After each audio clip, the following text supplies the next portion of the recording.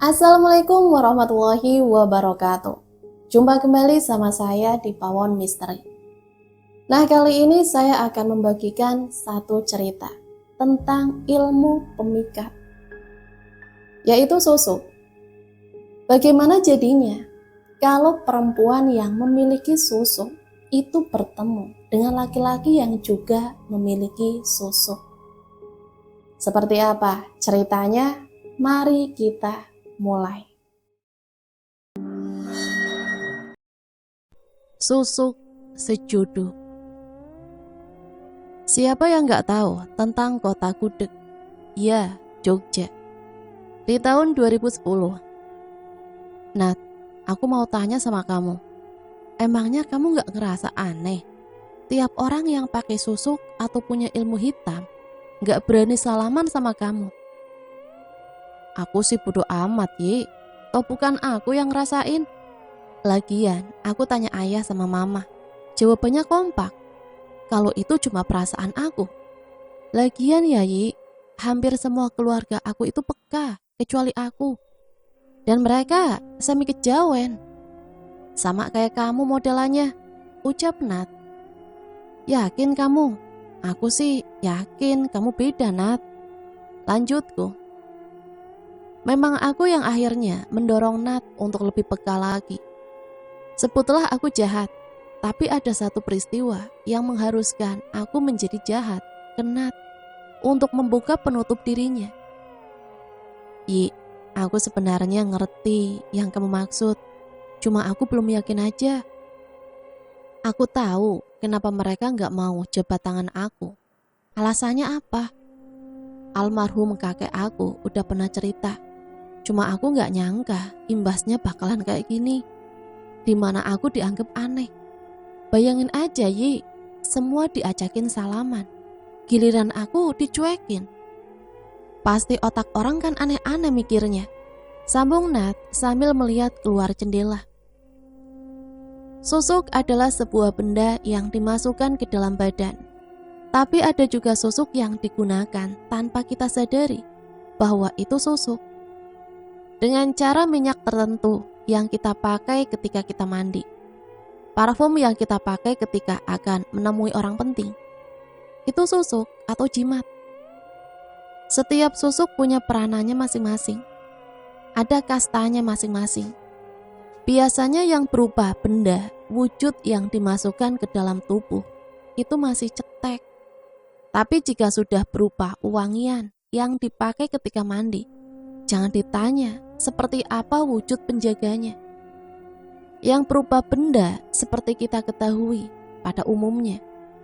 Ada yang katanya susuk kantil, ada jarum emas, intan, berlian. Tapi kalau aku bilang cara memasukkan susuk kantil agar lebih yahud dengan dikunyah, pasti tentunya aku diprotes banyak orang. Karena secara turun-temurun kita percaya bahwa cara menggunakan susuk kantil ya kembang utuh dimasukkan ke kulit. Tapi yang aku tahu dan Nat ceritakan bukan karena yang menggunakan susuk benda, tapi menggunakan susuk atau jimat yang tidak dengan cara memasukkan benda. Nat, tolong itu project kamu yang handle. Nanti kamu temuin Pak Brata di gedung yang samping atrium. Kasih tahu apa aja yang beliau butuhin. Terus tanya kira-kira kalau dengan budget yang kamu anggarin dia bersedia apa enggak, kata bosku. Aku kesananya sama aja ya Pak, tanya Nat. Ya sudah, aku dan Nat pun mulai mengerjakan proyek. Mulai dari memilah anggaran, bikin pemetaan, sampai apa aja yang bakalan kita bikin. Aku pernah sekali bertemu Pak Brata. Aku tahu ada yang tidak beres dengan beliau. Hanya saja aku tidak menceritakan itu ke Nat daripada kita nanti ribut. Sesampainya kami di kantor Pak Brata, karena sedang jam makan siang, maka kami pun memilih makan gado-gado di sekitaran gedung itu. Setelah makan, kami kemudian memutuskan untuk masuk ke gedung kantor Pak Brata. Yi, kamu ngerasain gak sih? Hawanya gak enak. Terus aku ngerasa kayak ada yang marah dan liatin aku dari jauh, ucap Nat. Perasaan Mbak Nat aja kali, Yi, aku serius ya ini. Ini beneran, gak enak aku. Gak ada apa-apa, Nat. Namanya juga gedung tua. Pasti ada aja lah. Ucapku, padahal aku sendiri sedari tadi sedang menenangkan diri agar tidak keceplosan. Aku tahu ini bukan penjaga gedung, tapi kepunyaan Pak Brata. Karena sejak kami masuk, para penjaga gedung tidak berkeliaran. Mereka memilih untuk diam dan menjauh. Maaf Mbak, lama menunggu. Mbak berdua sudah ditunggu sama Pak Brata di ruangannya, kata sekretaris Pak Brata ketika dia menghampiri kita. Mati aku. Semoga gak panas itu nanti ruangan. Semoga deal biar cepet kelar, ucapku dalam hati. Karena aku yakin pasti akan timbul gesekan energi baik dari Nat atau Pak Brata. Imbasnya kalau sudah kayak gini, pasti aku yang kegerahan. Karena aku berasa seperti di dalam oven panasnya. Aku tahu Pak Brata ini bukan orang sembarangan. Yang aku tidak tahu bahwa selain susuk, beliau juga punya perewangan, pemakan darah anak-anak dengan kepekaan. Dengan santainya aku dan Nat mulai berjalan memasuki ruang Pak Brata. Seperti yang aku duga, angin panas langsung menyambutnya. Belum juga masuk, udah ada aja. Ampun dah. Bismillah, semoga semua selesai dengan baik, ucapku dalam hati sambil menahan agar tidak terjadi gesekan. Tapi kali ini Pak Brata tidak mau bersalaman dengan kami. Hanya saja aku bisa mencium dengan jelas bau danur. Tidak menunggu lama. Oke, aku setuju. Di mana aku harus tanda tangan? Tanya Pak Brata dengan santainya. Setelah selesai dengan tanda tangan, aku dan Nat berpamitan kepada Pak Brata. Yi, kamu ngerasa gak Pak Brata kayak mau nelen aku deh? Aku kayak gak asing deh sama muka Pak Brata, ucap Nat. Kamu halu kali. Udah aku mau ke kantin. Gila, mau mati aku rasanya di sana, ucapku. Kamu bisa kepanasan, katanya mengejekku. Aku masih manusia, Nat. Masih napak, masih bisa ngerasain energi yang enak yang mana. Yi, emang kayak kamu gitu gak ada pantangannya? Biasanya orang-orang kayak kamu ada pantangannya. Gak ada. Lagian aku gak mau ambil pusing. Kalau mau diambil lagi ya silahkan ambil aja. Lagian orang peka juga ada beberapa jenis. Ada yang karena pilihan atau diiyang. Ada keturunan, ada yang ketempelan. Ada juga yang sengaja dibuka. Kalau aku sama kamu itu hoki. Kombinasi antara keturunan dan dipilih langsung. Jelasku. Ya udahlah Yi, kita hidup apa wajarnya aja, sambungnya. Kami pun sibuk dengan lamunan masing-masing. Yang pasti aku tahu bahwa Pak Brata tidak memasang susuk sembarangan. Dan dia ada hubungannya dengan masa lalu Nat. Di tempat lain, ternyata bocah itu sudah dewasa. Tapi kenapa dia tidak sama seperti dulu? Pasti ada yang tidak beres, ucap Pak Brata dari jendela kantornya. Kemudian Pak Brata mengambil gawainya dan nampak seperti akan menelpon seseorang. Hingga panggilan kelima, akhirnya telepon itu diangkat. Aku menemukannya, ucap Pak Brata. Awasi dia, jangan sampai ada lagi penghalang. Dan jangan sampai ada orang tahu tentang susukmu itu. Atau kau akan kehilangan semuanya, kata suara di seberang. Baik Paman, ucap Pak Brata. Proyek pengerjaan perhelatan itu berjalan sebagaimana mestinya. Sebisa mungkin baik aku maupun Nat menghindari Pak Brata. Entah kenapa naluriku berkata akan ada sesuatu yang akan terjadi. Tapi entah apa itu. Susuk yang digunakan Pak Brata bukan susuk yang ketika keluar akan keluar juga benda yang sama. Lebih ke minyak yang dipakai ketika mandi dengan jangka panjang. Hanya beberapa orang yang aku tahu yang menguasai pemasangan susuk dengan teknik ini. Itu pun tidak bisa sembarangan. Mahar yang diberikan ada yang berupa materi atau bisa juga darah dari anak-anak dengan kepekaan atau yang biasa disebut indigo. Di sini mereka tidak dibunuh. Jika dia perempuan, ada yang diambil perawanannya. Jika laki-laki, diambil darahnya dengan berbagai macam cara, walau hanya beberapa tetes. Susuk jenis ini digunakan untuk kedikdayaan, kekuasaan, pekerjaan, membuat lawan bicara dengan ilmu apapun akan tetap tunduk kepada si pemakai susuk. Akan tetapi dia tidak boleh sembarangan dalam penggunaannya, karena salah langkah bisa ambiar. Dengan resiko yang besar, hal yang didapat pun besar pula. Seperti Pak Brata contohnya, entah berapa anak indigo yang sudah masuk ke dalam jeratnya. Entah seperti apa nanti karma yang dia tanggung. Untuk susuk jenis ini pun pemasangannya bukan kaleng-kaleng. Biasanya dengan ilmu linui. Bukan asal dukun, tapi mereka juga menguasai kejawen irengan. Dalam artian yang sebenarnya. Bahkan tak jarang ada yang nekat belajar ilmu hitam kejawen kuno agar bisa memanfaatkan susuk jenis ini. Karena itulah susuk jenis ini tidak boleh juga dijual secara sembarangan. Beda dengan susuk-susuk yang dijual di pasaran. Lelakonnya pun beda, syaratnya pun beda. Sekali terpasang susuk ini, lepasnya susah. Harus benar-benar selain kuat iman, mental dan kuat tahan nafsu. Karena memakai susuk jenis ini harus melepaskan seluruh perjanjian yang pernah dia buat. Belum lagi nanti adanya luka fisik. Semakin tinggi susuknya, semakin tinggi pula perjanjian yang dibuat. Nat, Pak Brata ngajak aku dinner, kata Sinta. Terus kamu tolak? Kagak lah, gila aja aku nolak ajakan gadun kayak Pak Brata, ucap Sinta. Hati-hati deh Sin, jangan sampai imbasnya ke pekerjaan kita. Aku paling gak suka soalnya urusan sahwat nanti berimbas ke kerjaan. Saut Nat. Ya elah, kagak lah. Aku juga tahu kali. Lagian kan kalian tahu, aku dari kecil ada penjaga. Ya kali penjaga aku gak wanti-wanti ke aku. Saut Sinta lagi. Sin, kamu kan anak indigo ya. Sebelum kamu dinner sama Om Brata, bisa kali Sin, kamu kasih tahu aku. Kita berdua ini ada penjaganya atau enggak? Tanya aku.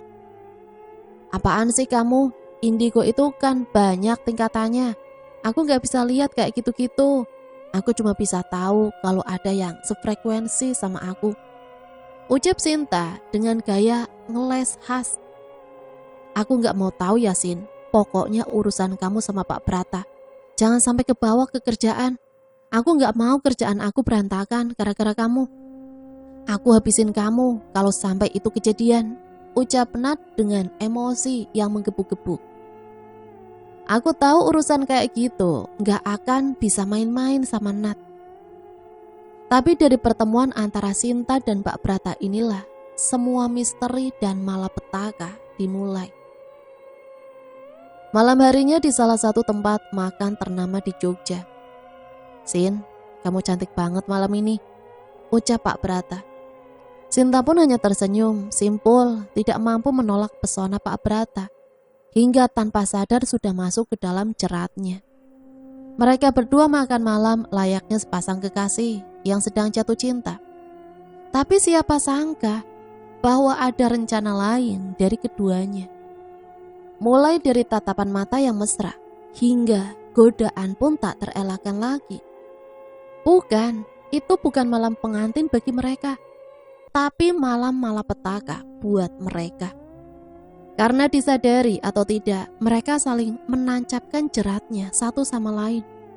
Sekaligus malam peresmian bahwa malapetaka sedang mengincar keduanya. Keesokan harinya, gimana kencan kamu? Kata Budi.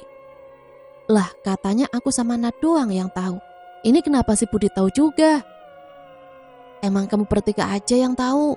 Aku percaya kalian bertiga itu gak ngember, ucap Sinta. Kita sih bodoh amat ya Sin, gak tahu kalau kamu, ucap Nat. Nanti pas istirahat aku traktir kamu bertiga. Sekalian kita gosip-gosip lucu. Ya nggak apa-apa sih Sin, asal kamu yang bayarin kita, ucapku. Kamu mah ya Yi, kalau diajakin pasti minta orang yang ngajak bayarin kamu, kata Sinta. Siapa suruh ngajak aku? Di sudut fast food ternama di bilangan Jakarta. Emang ada apaan sih Sin? Ucapku dengan penuh kekepoan. Jujur, untuk urusan jadi detektif nan kepo, teman-temanku biasanya ngandelin aku. Jadi gini, aku semalam udah dinner sama Pak Brata. Terus dia ngasih aku hadiah dong, ujar Sinta sambil memamerkan kalung emas berbandul batu warna merah yang menurutku tidak wajar. Terus kelanjutannya, kamu ngajak kita ke sini cuma mau pamer kalung, kata Budi. Gak gitulah, aku juga semalam menebarkan jaring lah ke Pak Brata.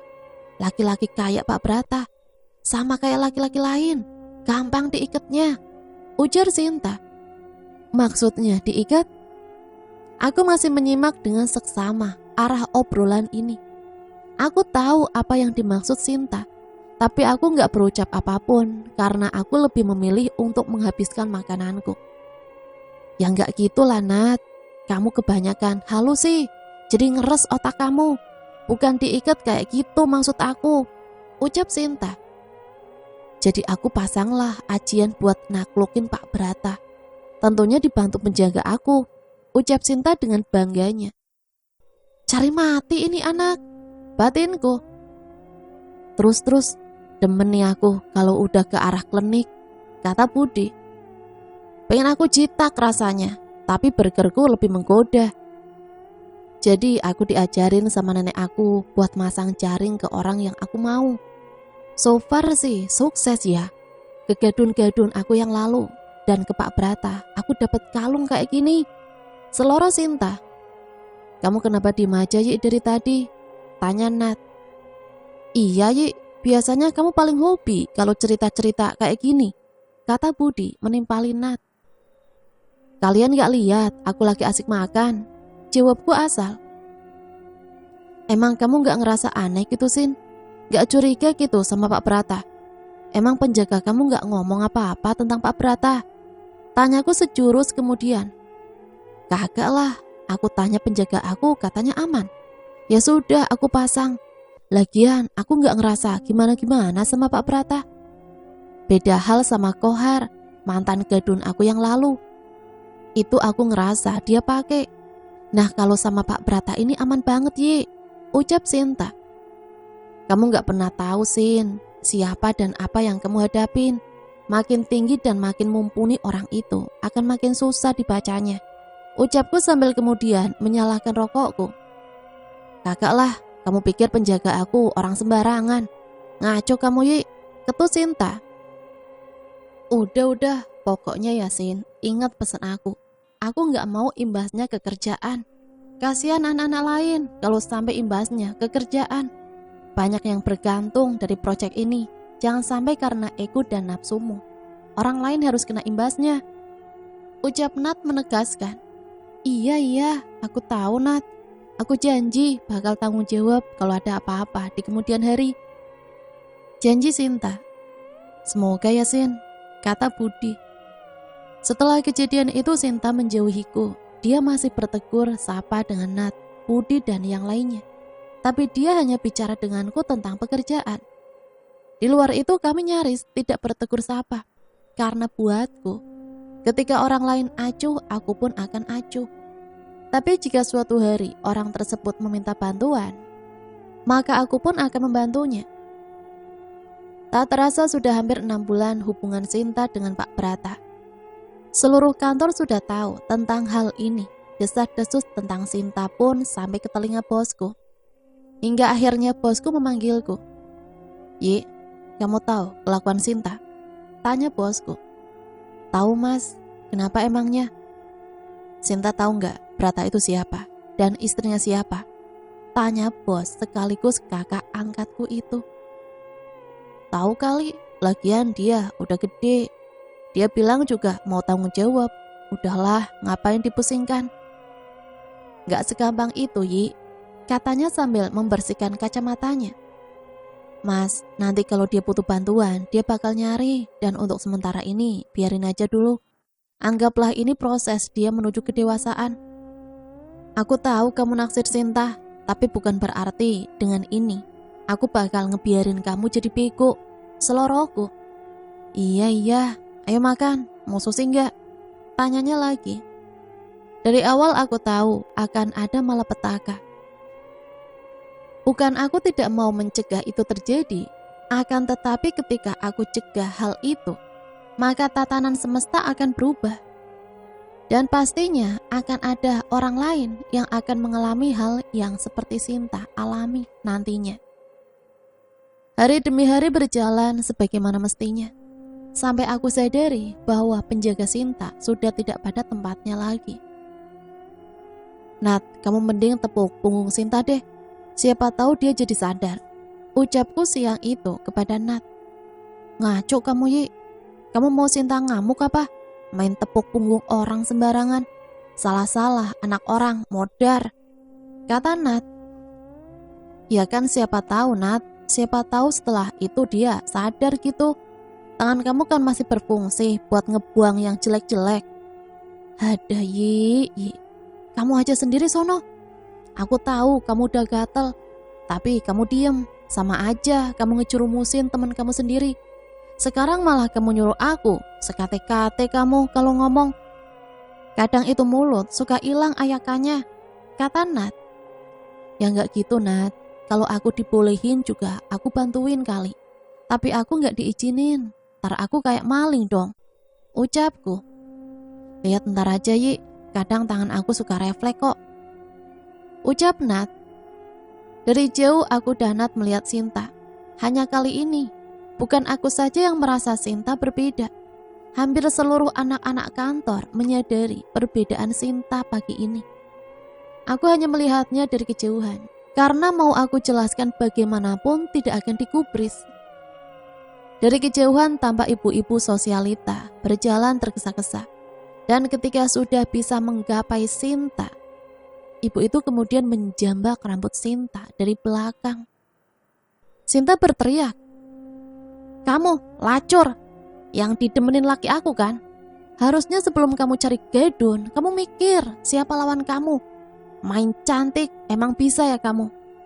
Aku udah diem ya, sampai kamu nyerang anak aku, dan bikin aku keguguran," teriaknya. "Sampai kapanpun, aku gak bakalan lepasin kamu. Siapapun dukun kamu, aku gak akan tinggal diam. Camkan itu," teriaknya sejurus kemudian. Sinta hanya menangis dan bergumam, "Biar mampus kamu." Selidik punya selidik, itu adalah istri dari Pak Brata. Dan menurut cerita Budi, Sinta sudah tersesat jauh.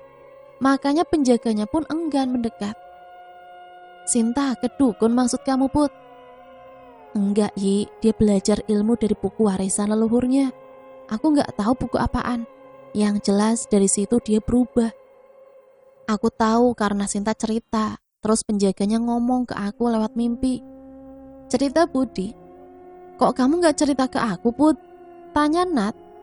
"Nanti aku ceritain, kalian gak percaya lagi." Terus Sinta juga sempat nyinggung aliran Jawa kuno gitu, ujar Budi kemudian. "Persembahan Sukra kasih?" tanya aku. "Bukan Yi, aku lupa, katanya leluhur dia salah satu pendiri itu." "Kagak beres dah ah," ujar Nathan. Kemudian kami pun mulai sibuk dengan pekerjaan kami masing-masing. Bukan kami tidak peduli dengan Sinta, hanya saja dia sendiri yang memilih jalannya. Mengamalkan ilmu yang dia lakukan tanpa pendamping dan tanpa pengetahuan yang cukup.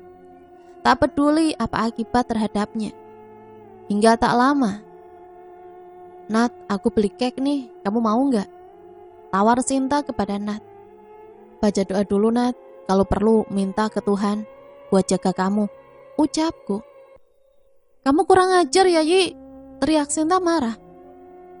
"Kamu mau ngapain aku Sin? Mau bunuh aku sama kayak kamu bunuh anaknya si ibu itu demi susuk yang gak jelas itu?" kataku lantang. Semua orang yang ada di kantor bergidik ngeri. "Kalau sampai Nat kenapa-napa, kamu yang aku matiin Sin. Tinggal milih lewat jalan mana kamu mau mati. kataku sambil menggebrak meja. Sadar diri, Yi. Kamu bukan siapa-siapanya, Nat, kata Sinta tak mau kalah. Segitu doang kemampuan kamu buat lihat aku sama Nat. Makanya kalau kamu baca kitab kuno, pastikan dulu kamu bisa ngertiin. Jangan cuma bisa ngaji, tapi kamu gak bisa mengkaji. Ampas kamu, kataku sambil pergi. Aku pun menyalakan rokokku. Ya, aku tahu, aku salah karena terpancing emosi. Tapi naluriku tak bisa diam ketika ada orang yang mengorbankan orang tidak bersalah. Apalagi jika itu hanya untuk kepentingan pribadinya, demi ilmu yang dia sendiri salah penerapannya. Di lain tempat, Pak Brata pun geram setelah mendengar cerita dari orang kepercayaannya bahwa Sinta telah melewati batasnya, telah menumbalkan anaknya demi susuk yang bahkan Sinta sendiri tak tahu bagaimana penerapannya dengan baik. Kurang ajar, geram Pak Brata. Pak Brata pun tak tinggal diam. Selama ini bukannya dia tak tahu bahwa Sinta telah menjeratnya. Dia tahu, hanya saja Pak Brata juga menancapkan jaring ke Sinta agar siap dijadikan persembahan. Tapi malang tak dapat diraih, rencana Pak Brata berantakan karena meremehkan Sinta. Pak Brata pun akhirnya menghubungi pamannya, Arya Satya. Paman, aku kecolongan. Anakku telah dijadikan tumbal susuk oleh calon tumbalku, kata Pak Brata. Brata, aku sudah mewanti-wantimu jauh hari agar kau berhati-hati. Karena walau bagaimanapun anak itu setengah siluman. Leluhurnya bersekutu dengan siluman untuk mendirikan sektenya. Dan aku pun sudah bercerita bahwa kau jangan berurusan terlalu lama dengannya. Tapi nampaknya kau tak mengindahkan ucapanku. Dan sekarang semuanya akan berulang lagi kisah lama. Susuk yang kau gunakan dan dia gunakan itu merupakan susuk sejodoh, di mana untuk melepaskan dibutuhkan kematian jiwa yang murni. Dia tahu hal itu dan kau Brata, kau dengan bodohnya melewati hal detail yang pernah aku jelaskan, ucap Arya Satya. Lalu aku harus bagaimana, Paman? Tanya Pak Brata. Matikan dia atau nikahi dia, ucap Arya Satya. Aku tidak bisa menikahinya, Paman. Aku mencintai istriku. Dan seperti Paman tahu, jika aku menceraikan istriku, maka kematian yang aku dapatkan, ucap Brata lesu. Kau sendiri yang memulainya, Brata. Kau sendiri yang bermain dengan susuk sejodoh. Aku hanya bisa berharap semoga kau tidak salah dalam mengambil keputusan. Mungkin kau bisa bertanya pada teman bocah tengik itu. Dia tahu jawabannya. Hanya jika kau kuat menghadapi tatapan matanya, ucap Arya Satya. Kemudian, maksud Paman, gadis yang seperti preman itu? Dia bukannya hanya gadis biasa, Paman, ucap Pak Brata. Sekali lagi, kau terlalu meremehkan orang, Brata. Coba kau lihat siapa nama belakang gadis itu. Ngadirejo, Paman. Apakah dia keturunan Ngadirejo? Pendiri sekte kita sebelum perpecahan? Tanya Pak Brata. Akhirnya kau menyadarinya. Iya, Brata. Anak itu keturunan aslinya. Sebaiknya kau berhati-hati ketika meminta pertolongan padanya, atau kau akan terkena sengkala, ucap Arya Satya. Karena walau bagaimanapun kakeknya tidak menginginkan perpecahan ini terjadi. Tapi apa boleh buat, perpecahan tak bisa terelakkan. Saranku, sebaiknya kau berhati-hati. Walau bagaimanapun kita harus tetap menaruh hormat kepada keturunan Ngadirejo, ucap Arya Satya. Baik, Paman, kali ini aku akan mengikuti apapun kata Paman. Tolong restui aku, Paman, ucap Pak Brata. Dan Brata, satu lagi. Susuk yang kau punya merupakan warisan dari leluhurnya. Jika dia menginginkan kau melepaskannya, kau harus melepaskannya, ucap Arya Satya. Baik, Paman, apapun yang terbaik, karena aku tidak mau jika aku harus kehilangan keturunanku lagi, ujar Brata. Kemudian perbincangan itu pun berakhir. Pak Brata kemudian berpikir bagaimana harus memulai pembicaraan. Hingga kemudian dia menemukan ide. Mas, telepon tuh berisik banget sumpah, ucapku kepada kakakku. Kakakku pun mengangkat gawainya. Halo, ada apa Pak Brata? Tanya kakakku. Wisnu, kamu sibuk nggak? Tanya si penelpon yang kemudian aku tahu bahwa itu Pak Brata yang telepon. Enggak sih, ada apa emangnya? Tanya Mas Wisnu. Gini, aku mau ngundang kamu makan siang. Kamu bisa ajak siapapun yang kamu mau. Tempatnya kamu yang nentuin. Anggap ini sebagai permintaan maaf aku karena istri aku bikin kisruh di kantor kamu. Ya udah, bentar aku tanya adik dulu ya. Ntar aku kabarin kamu lagi. Ucap Mas Wisnu. Bu, kamu mau makan apaan? Ini Brata tumben ngajakin makan. Tanya Mas Wisnu kepada aku. Aku mau ayam penyet, pecel lele, mau pizza, mie ayam, bakso, mau bebek goreng. Ucapku. Ya Tuhan, gak sekalian kamu makan beling. Aku serius ini bu. Mumpung dibayarin ini, kamu mau makan apaan? Tanya Mas Wisnu. Ya mas, aku mager kemana-mana. Mending suruh dia kesini deh. Terus minta bibi masak atau nanti pesen aja. Males aku kemana-mana. Kataku kemudian. Ya udah, aku bilang Brata. Kata Mas Wisnu. Pak Brata dan Mas Wisnu ini satu alma mater. Mulai dari kecil mereka bersahabatan. Walaupun dengan segudang perbedaan, tapi persahabatan mereka terbilang awet. Bedanya Pak Brata sudah nikah, Mas Wisnu masih betah menjomblo. Alasan sesungguhnya mengundang Pak Brata selain mager adalah aku jago kandang. Karena aku tahu pasti ada udang di balik batu. Aku pun sadar bahwa Pak Brata mulai tahu tentang nama belakangku. Sebenarnya alasan aku dan Mas Wisnu merantau ke ibu kota adalah menjauhi orang-orang seperti Pak Brata. Kemudian aku mengambil gawaiku dan menghubungi Nat. Kamu di kosan gak? Anak kosan butuh asupan gizi gak? Kamu ke rumah ya, Bibi masak banyak. Kataku pada Nat. Iya, aku cuci muka dulu. Kemudian aku mematikan gawaiku. Aku sengaja tidak berbicara pada Nat tentang kedatangan Pak Brata.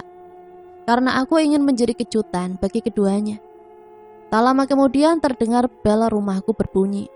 Aku tahu itu pasti Nat yang mencet. Karena mencetnya gak santai. Kemudian Bibi membukakan pintu dan Nat langsung masuk ke kamar. Ada apaan sih Yi? Gak biasanya ada masak-masak besar kayak gini. Berondongnya. Kamu masuk itu salam kek, apa kek? Noh, minum dulu. Kataku padanya. Mau ada tamu aku, mantan cem-cemannya Mas Wisnu dulu. Ujarku. Hah, seriusan kamu? Tumben dibawa ke rumah. Seketika Mas Wisnu melempar bantal ke arahku. Aku punya adik satu, emang gak ada akhlak. Kalau ngomong suka gak diayak dulu, kata Mas Wisnu. Ya habisnya, dari dulu kalian berdua kemana-mana bareng, sampai mama ngira kamu belok, ucapku. Nat, kasih tahu resepnya, gimana caranya awet ngadepin ini makhluk, kata Mas Wisnu kepada Nat. Lah mas, kamu tanya aku tanya siapa? Kan dia adik kamu. Nah, aku kan kumpul sama ini demit baru beberapa tahun. Kamu yang udah bertahun-tahun aja bingung, apalagi aku. Kemudian Mas Wisnu keluar dari kamarnya, karena Pak Brata sudah datang. Yi, emang tamunya siapa sih? Tanya Nat. Tar juga kamu tahu, aku mau keluar, mau udut. Kamu mau ikut gak? Tanya aku. Bagi rokok kamu ya, aku lupa beli tadi.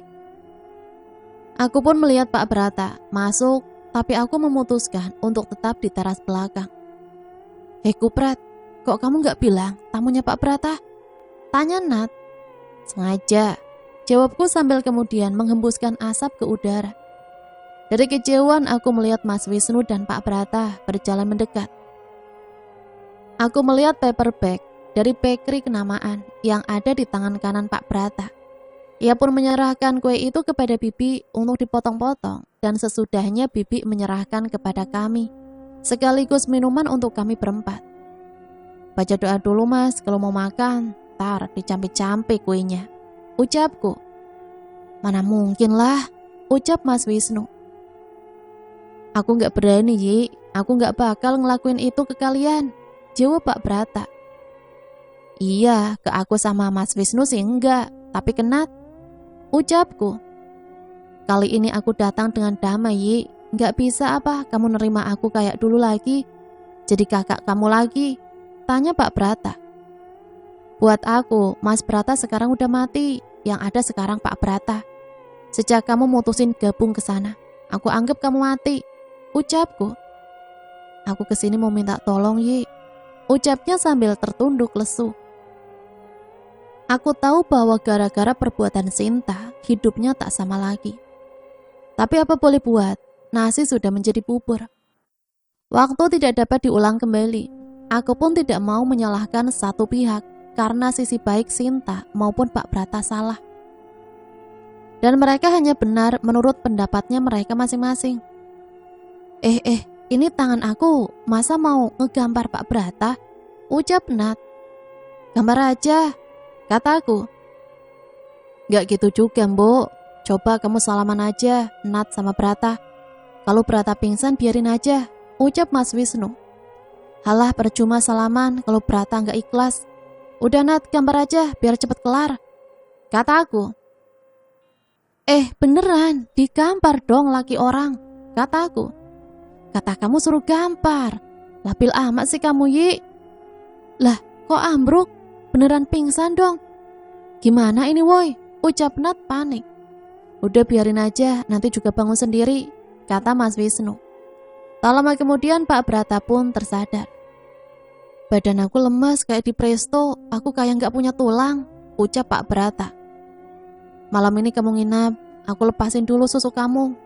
Aku pulangin yang memang hak kamu, tapi yang bukan hak kamu, ya aku buang, ketusku. Iya, aku ikut apa kata kamu, kata Pak Brata. Pak Brata pun masuk dengan dipapah Mas Wisnu dan Pak Man supir kami. Yi, kok kamu gak cerita kalau kamu kenal Pak Brata? Tanya Nat. Ceritanya panjang Nat, kalau aku ceritain gak akan kelar malam ini. Nanti suatu saat aku ceritain semuanya, kata aku. Terus kenapa tangan aku mau ngegambar Pak Brata? Itu refleks karena apa yang dia punya ngeganggu kamu, kata aku. Kedepannya kamu akan kayak gitu Nat, sampai kemampuan kamu kebuka semua dan ingatan kamu pulih, kataku sejurus kemudian. Maksudnya Yi? Tanya Nathan. Tapi aku memilih untuk tidak menjawabnya, dan Nat pun tahu ketika aku memilih untuk diam, berarti tidak usah diperpanjang lagi perbincangan itu. Tanpa terasa malam pun semakin larut, kami berempat makan malam dalam keheningan. Tidak sepatah kata pun kami ucapkan. Brata, aku gak mau banyak omong dan basa-basi, karena kamu sendiri juga banyak numbal demi susuk itu. Dan sekarang kamu kejebak sama susuk yang dipasang kamu sendiri, kataku spontan. Bu, udahlah, besok kan bisa, kata Mas Wisnu. Ya gak bisa Mas, hitungan yang pas itu cuma sampai jam 2 pagi, lebih dari itu semuanya mati, kata Nat yang mengagetkan kami bertiga. Nat, kamu sehat kan? Tanya Mas Wisnu. Mas, jangan tanya deh, aku juga bingung kenapa aku mau ngomong kayak gitu. Intinya aku bakal sampein yang perlu aku sampein, kata Nat. Kami bertiga pun hanya diam. Pak Brata nampak bengong dan kemudian menangis. Tidak ada satupun dari kami yang bertanya kenapa dan mengapa dia menangis. Kami hanya membiarkannya melepas semua emosinya. Tangisannya terdengar sangat memilukan bagi siapapun yang mendengarnya. Hingga kemudian, aku harus apa? Paman aku minta aku buat nurutin apa kata kamu, Yi, kata Pak Brata. Aku gak bisa berbuat apapun kalau itu gak datang dari diri kamu sendiri. Kamu kesini atas suruhan paman kamu, bukan kemauan dan kesadaran kamu sendiri, ucapku. Ya gimana ya Pak, kalau Bapak Muslim silahkan Bapak sholat. Kalau Bapak non-Muslim silahkan berdoa sesuai kepercayaan Bapak. Siapa tahu Tuhan membukakan hati Bapak dan kami bisa membantu Bapak, ucap Nat. Ning, hingga tak lama kemudian Pak Brata berjalan ke arah musola kecil di rumah. Kemudian disusul Mas Wisnu, mereka berdua sholat berjamaah. Entah apa yang mereka minta, yang jelas malam itu tiba-tiba hujan turun sangat deras. Seolah-olah semesta mendukung apa yang akan kami lakukan. Aku dan Nat hanya terdiam di antara rinai hujan. kopi dan kepulan asap. Tak ada satupun dari kami berdua membuka suara. Seolah-olah kami sedang bercengkrama dengan ketiganya. Hanya rinai hujan yang sesekali mengenai wajah kami berdua. Sisanya hanya kebisuan dari kami. Tak ada satupun suara, hanya kepulan asap yang saling bersautan. Hingga tak lama kemudian, "Bu, kamu yakin?" tanya Mas Wisnu. "Kalau Gusti Pangeran mengizinkan, aku lakuin, Mas," ucapku. "Aku bakal dukung kamu, Yi. Aku tahu mungkin sekarang aku belum sepekah kamu, tapi aku bakal dukung kamu," ucap Nat. Kemudian aku pun menulis apa saja yang aku butuhkan untuk dibeli Pak Man dan Bibi ke pasar. Tak lupa aku juga berpesan bahwa sebelum jam 11 malam mereka harus sudah pulang. Jika ada yang kurang, tidak perlu dipaksa untuk mencari. Karena itu tandanya syarat yang dibutuhkan hanya yang didapat saja. Karena jika memaksa, maka nyawaku taruhannya. Yi, aku gak tahu ini ada hubungannya apa enggak. Tapi dari sekilas aku melihat bayangan orang dirantai, kata Nat. "Kamu entar bantuin aku megang Pak Brata, karena saat ini hanya itu yang bisa kamu lakuin," kata aku. "Aku mandi besar dulu, nanti kalau Bibi pulang, gunain tangan kamu buat natain apa yang Bibi bawa, Nat." "Iya," jawab Nat. Aku pun masuk ke dalam rumah untuk melakukan persiapan. Karena aku tahu dengan pasti susuk sejodoh ini seperti apa dan imbasnya akan seperti apa. Aku tahu, mungkin Nat bisa dengan gampangnya membuang susuk, tapi untuk saat ini, dia hanya bisa membantuku menenangkan Pak Brata. Karena susuk sejodoh ini bukan ranah dia. Selain susuk ini dibuat oleh leluhurku, susuk ini merupakan luar kendali Nat. Jadi kami bertiga bertugas sesuai porsi kita masing-masing, tanpa melewati batas kemampuan kami. Malam pun semakin menunjukkan kegelisahannya. Tidak terdengar suara apapun malam itu, hanya kesunyian yang terdengar. Aku pun keluar dan melihat lagi. Apa sudah pas penataannya dan persiapannya? Ternyata sudah pas semuanya. Dan benar saja, ada yang kurang. Kata Bibi, kue apemnya susah ditemuin. Ya sudah, apa boleh buat, memang seperti ini adanya. Dengan berbagai persiapan yang ada, aku pun mencoba memulai komunikasi dengan para leluhur, Buhun, Karahun. Setelah mendapatkan jawaban, aku pun mulai melakukan pemutusan susuk sejodoh. Aku mulai memandikan Pak Brata dengan air kelapa bercampur air hujan yang turun pertama tadi. Hingga prosesi selesai, aku pun mulai berkidung dan menyirih. Selesai aku menembang, tidak lama Pak Brata pun pingsan dan Nat muntah gumpalan darah. "Ayah Nat, udah aku bilang, kamu baca doa. Ini nih akibatnya," ucapku. Dia cuma cengengesan. "Nat, semoga Sinta sadar," ucapku. "Semoga saja, Yi." Keesokan harinya, "Kamu puasa dulu sampai hari weton kamu. Bersihin dulu badan kamu," ucapku kepada Pak Brata. "Yi, weton aku masih 11 hari lagi," kata Pak Brata. "Udah, untung aku kasih sampai weton, gak sampai 41 hari. Oh iya, bilang sama Arya Satya, jangan macem-macem sama Nat. Aku gak akan matiin dia pakai ilmu, karena aku sadar ilmu aku di bawah dia. Aku cuma mau bilang, aku bakal laporin polisi tentang penipuan kalau dia macem-macem," ucapku setengah mengancam. "Arya Satya, siapa, Yi?" tanya Nat tiba-tiba. "Bukan siapa-siapa," jawabku. 11 hari setelah puasa, Pak Brata. "Kamu berdua lihat Sinta enggak?" tanya Budi. "Mana kita tahu, Put, kan kamu sohibnya," jawab Nat. "Sinta udah 3 hari gak ada kabar. Aku takut dia kenapa-napa," jawab Budi. "Udah kamu cek ke kontrakannya atau ke apartemen barunya?" "Udah, gak ada semuanya. Aku tanya orang rumahnya juga gak pada tahu," jawabnya lagi. "Ntar juga kita tahu dia kemana," selorohku. Yang aku tahu pasti bahwa kami tidak akan bertemu Sinta lagi. Bahkan hingga sekarang pun tidak ada satupun dari kami yang tahu keberadaan Sinta. Malam harinya Pak Brata dan istrinya datang ke rumah dengan kabar bahwa istrinya hamil lagi. Malam itu aku, Nat, dan Wisnu, Pak Brata, dan istrinya bercengkrama sambil bercerita tentang masa kecil kami. Gelak tawa tak bisa lepas dari bibir kami berlima. Seminggu setelahnya, Pak Brata dan istrinya berpamitan. Mereka akan hidup di negara kincir angin demi kebaikan semua pihak. Di saat itu pula, orang tua Sinta datang dan meminta maaf kepada kami semua, tanpa memberitahu keberadaan Sinta. Sebulan kemudian aku dan Nat diterima bekerja di Pulau Borneo. Bedanya hanya aku di Borneo, bagian yang dilewati Khatulistiwa. Sedangkan Nat, dia di selatan Borneo. Kami hanya berkumpul jika Lebaran dan Natal. Sisanya hanya lewat KW saja. Jika kalian ingin memasang susu, pastikan dulu resikonya. Jangan sampai kalian hanya tahu beresnya saja. Terlebih jika kalian bilang, pokoknya yang paling ampuh. Mending gak usah, karena apapun namanya, jika kamu sudah pernah pasang susuk, imbasnya akan lama.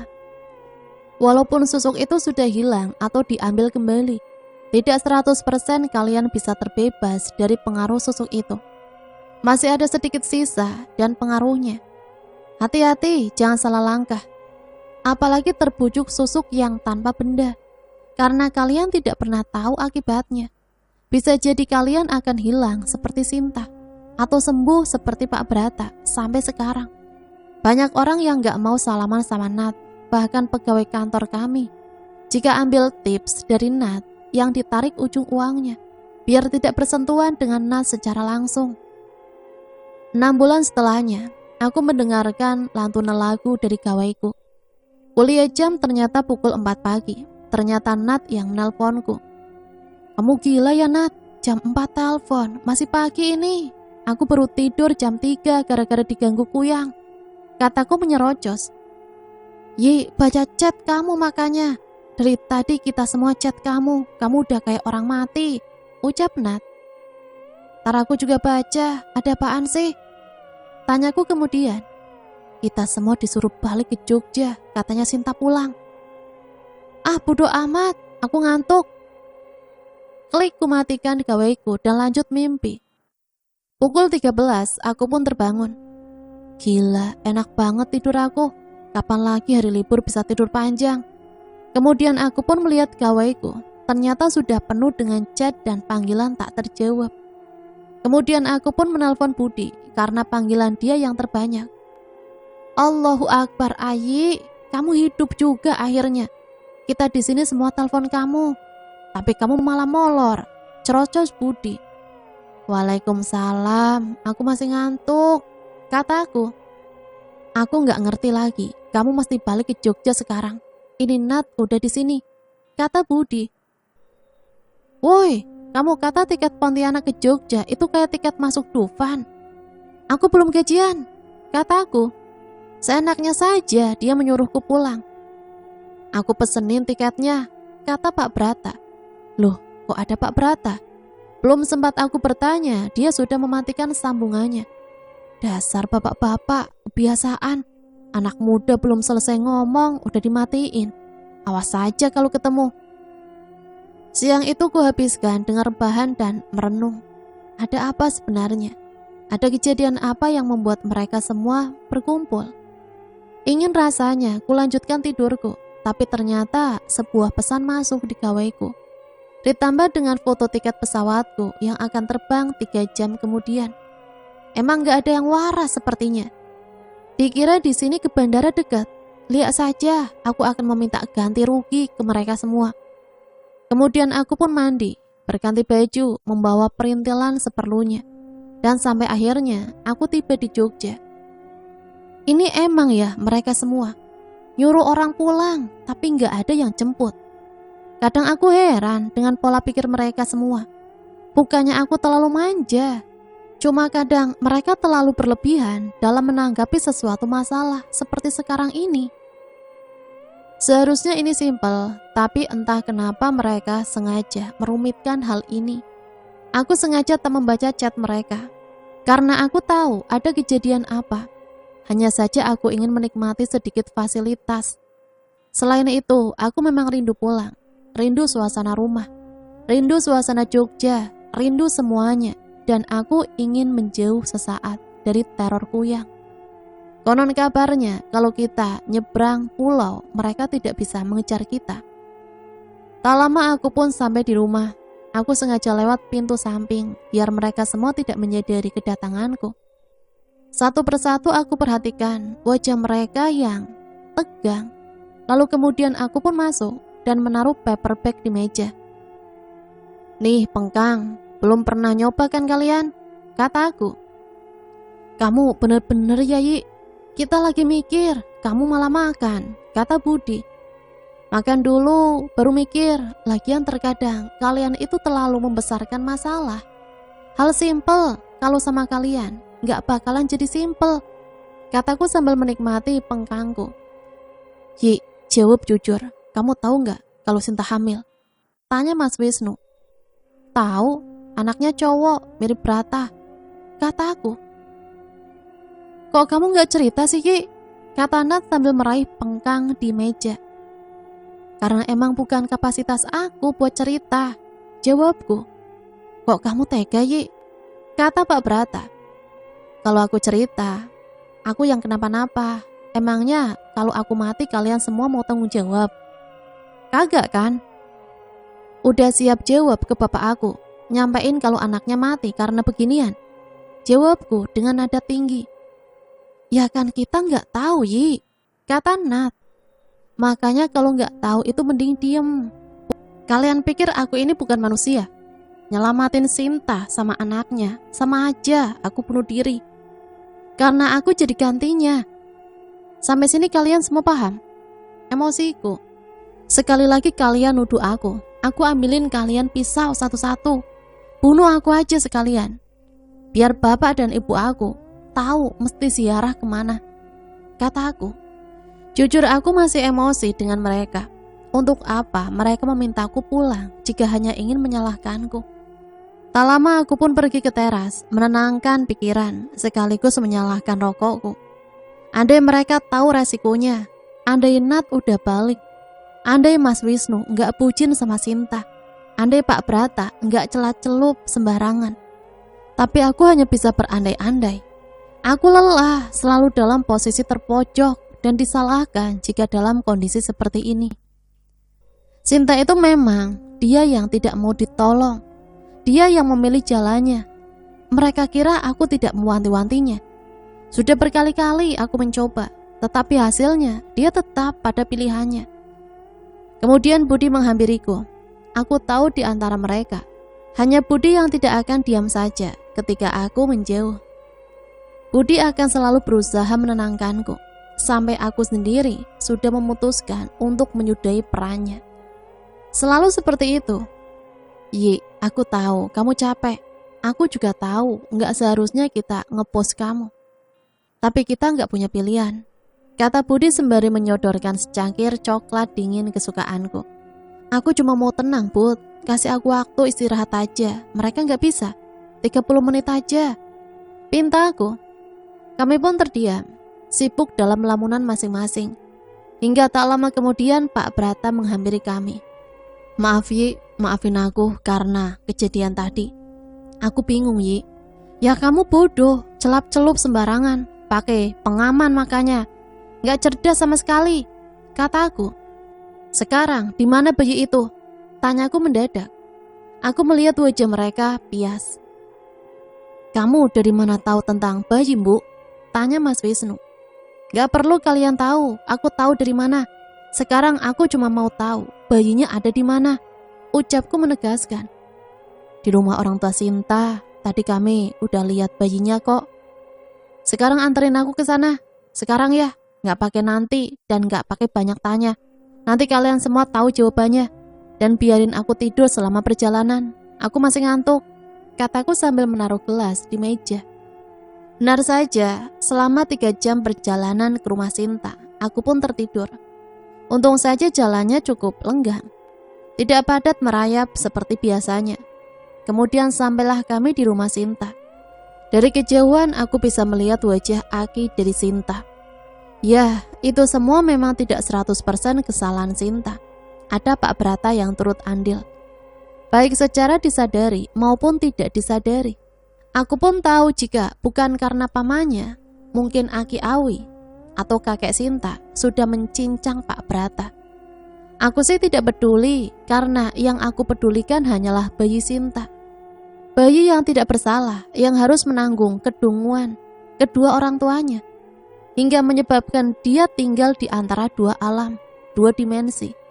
Untungnya Sinta masih punya pikiran untuk menyerahkan bayinya kepada orang tuanya. Andai bayi itu tidak diserahkan, aku tidak bisa membayangkan akan seperti apa nasibnya. Kami pun turun dari mobil. Aku menyalami Aki Awi. Aki Awi ini adalah teman kakekku, jadi sedikit banyak aku pun tahu bagaimana dan seperti apa sepak terjang beliau. Wah, kedatangan tamu agung.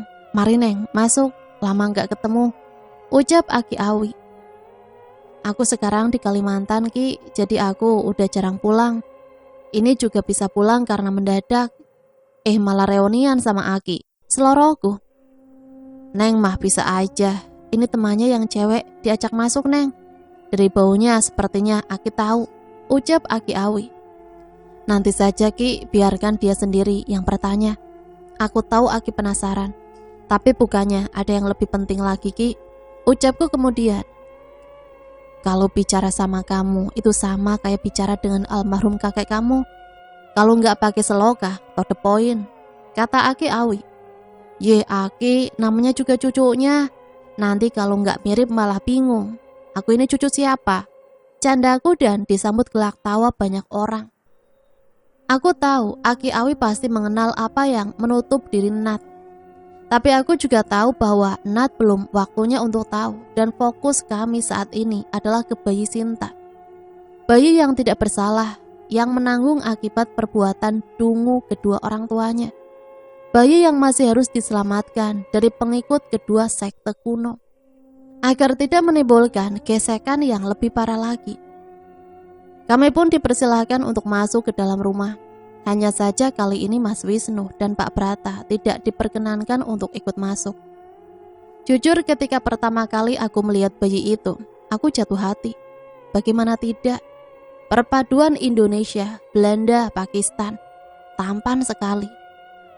Manik mata berwarna hijau itu membiusku, rahangnya yang tegas seperti Pak Brata, dan mata yang teduh seperti Sinta. Bayi ini benar-benar memiliki keunggulan fisik kedua orang tuanya. Hanya saja dia belum 100% manusia seutuhnya. Tanpa ditanya, ibunya Sinta bercerita bahwa Sinta hanya menyerahkan bayi itu, memberikan nomor telepon kami berlima, dan memberitahu siapa ayah bayi ini. Untuk kemudian dia kembali lagi ke pilihannya. Sinta, perjanjianmu memakan dirimu dan anakmu. Aki, aku gak tahu bagaimana caranya agar dia menjadi 100% manusia Ki, ucapku. Ini urusanku dan ayah bayi ini. Itu pun jika istrinya mau menerima bayi ini. Jika tidak, biarkan ini menjadi urusanku, kata Aki Awi. Apa tidak ada cara lain Ki? Tanya aku. Tidak ada Neng, cukup doakan Aki. Apapun yang terbaik nantinya, kata Aki Awi lagi kepadaku. Ya sudah Ki, mari kita keluar rumah. Kita bicarakan bersama agar ada solusinya.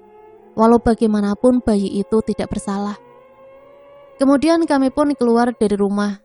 Aki Awi menjelaskan semuanya kepada kami semua. Pak Brata yang nampak syok meminta waktu hingga besok sore, karena ia tidak yakin istrinya akan setuju. Diam-diam tanpa sepengetahuan mereka, aku memberitahu istri Pak Brata. Aku tahu istrinya adalah orang yang bijak dan dewasa. Bahkan ia hanya kekanakan jika hal itu sudah mengganggunya. Karena dari beberapa kali Pak Brata selingkuh, hanya perselingkuhan Sinta dan Pak Brata yang membuat dia nekat. Aku meminta istri Pak Brata untuk menenangkan diri, tapi dia bilang padaku, jika ternyata dia baru saja mendarat di Jogja. Aku melihat Pak Brata yang kebingungan. Kamu itu kebiasaan, kalau bikin masalah selalu orang lain yang nyelesain. Makanya kayak gini, sekarang kebingungan sendiri. Kamu ambil butuh. Minta maaf sama ibu kamu, sama mertua kamu, sama istri kamu. Kalau Tuhan berkehendak, pasti semua akan baik-baik saja. Cuma kamu kadang overthinking, jadi ribet sendiri. Celetuku. Kamu bisa diem nggak? Bentaknya. Enggak, kataku kemudian. Udah tenang dulu, mending kita makan dulu biar bisa mikir. Jujur, aku kelaparan dari tadi, ucap Nat. Beli bakso sajalah, apa nasi goreng, yang gak ribet, aku males yang ribet-ribet, kataku. Ayah Sinta pun keluar dan berkata, maaf ya, kami lupa memberi kalian makan dan minum, maaf. Gak apa-apa pak, lagian ada bapaknya si dedek bayi yang siap nanggung pengeluaran kita kok. Bapak tenang aja. Ucapku yang disambut gelak tawa mereka semua, kecuali Pak Brata. Sementara kami semua makan, Pak Brata masih sibuk dengan gawainya. Masih menimbang-nimbang akan menghubungi istrinya atau tidak. Di satu sisi dia sudah jatuh hati dengan bayinya. Di sisi lain, ada hati yang dia sakiti. Yang namanya perselingkuhan, pasti akan ada hati yang terluka. Makanya, kamu jadi laki-laki jangan celametan. Pak Brata melempar batu ke arahku, yang berhasil mengenai kepalaku. Sakit sih, tapi ya gimana ya, drama banget soalnya. Hingga tak lama kemudian akhirnya istri Pak Brata menelpon dirinya. Dari jauh aku mendengar ia memberikan alamat rumah Sinta, dan tak lama kemudian ia memanggilku. Aku pikir ia masih bertelepon ria dengan istrinya. Ternyata Arya Satya. Bagaimana kabarmu? Tanya Arya Satya padaku. Gak usah basa-basi, ada apaan? Ketusku. Sebelum dia mulai berbicara aneh-aneh, lebih baik aku saja yang mengakhiri. Aku udah tahu dan aku juga tahu buat gak gegabah. Aku bukan kamu yang gak pernah mikir manjang. Kataku yang kudengar, dia tertawa di seberang sana dan kumatikan teleponnya. Lalu kuserahkan kembali ke Pak Brata. Jujur aku mengantuk dan lelah. Setelah makan dan diakhiri dengan bertelepon ria dengan Arya Satya, aku memutuskan untuk masuk ke dalam rumah, hanya ingin meluruskan punggung dengan tidur sebagai bonusnya. Hingga tak lama kemudian aku pun tertidur. Ketika bangun keesokan harinya, aku melihat semua orang sudah bangun dan sibuk menganyam daun kelapa. Aku pun bingung karena melihat semuanya sudah sibuk. Aku menghampiri mereka semua. Dan aku melihat Mbak Citra, istri Pak Brata, sudah menggendong si dedek bayi. Namanya siapa mbak? Tanyaku kepada Mbak Citra. Batara Bumi Nareswara. Ucap Mbak Citra yang disambut dengan lelehan air mata kebahagiaan Aki Awi. Batara Bumi Nareswara, laki-laki mulia yang bijaksana dengan welas asih dan rendah hati. Ucapku. Aku gak bisa ngebiarin suami aku bertindak bodoh. Walau bagaimanapun ini darah dagingnya, kelak aku gak bakal bohong siapa ibunya. Aku cuma minta saat ini biarkan aku yang jadi ibunya. Isak Mbak Citra. Aku pun terdiam. Berarti ketika aku tidur tadi, drama telenovela, akung sekali. Aku lewatkan drama itu. Aku pun tersenyum-senyum membayangkan hal itu. Mas Wisnu menyentil kepalaku. Masih pagi, kamu kenapa udah stres duluan? Ucapnya. Ya Tuhan, kenapa laki-laki ini semua hobinya kayak gini? Diam-diam aku memperhatikan prosesi ruatan ini. Sebenarnya tidak ada bedanya, tapi jika dilihat secara teliti, ada perbedaan yang mencolok antara Sunda Wiwitan dan Kejawen.